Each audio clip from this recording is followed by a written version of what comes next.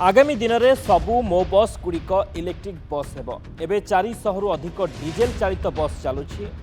मो बस यात्री उन्नत मानर ऑनलाइन पेमेंट सिस्टम उपरे ध्यान दिया 5 वर्ष है मो बस भल प्रदर्शन करुछि। एबे 463 बस चलुछि ता मध्यरु 63 ई बस रही।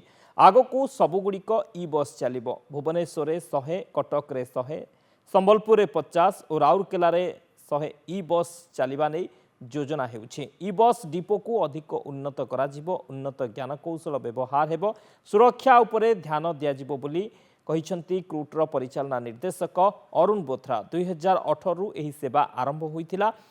अमेरिकारु पुरस्कार पाइछि। लोकंक यात्रा और सेवा पाई आउ कोन करा जाई परिबो से नै मंत्रींक सह आलोचना हेबो।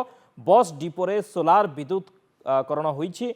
लोकंक पाई डिजिटल कार्ड करा जाइछि। बस जेउ प्रकार भिड़ हेउछि लोकंकु टिके असुविधा हेउछि। आगामी 3 रु 6 मास भितरे नुआ बस आसीबा द्वारा ए भिड़ कमिबो।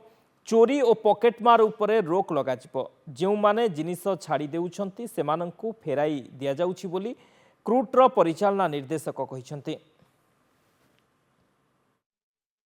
जन कैबिनेट रैंक मिनिस्टर ए प्रकार मो बस यात्रा करछंती आम डिपो को भी आछंती। आमे तांग संग बसिकी वर्तमान हमर जो प्लान सब रही छी जो मो बस रो अचीवमेंट अछि जो हमरो संस्था रे कोन काम हुए कोन आमे करूछे सेटा में तांगु जणाइबु। ता छाड़ी की कोन हमरो आगरु प्लान आगे आउरी रही छी से गुडा आमे तांकु आज प्रस्तुत करिबु।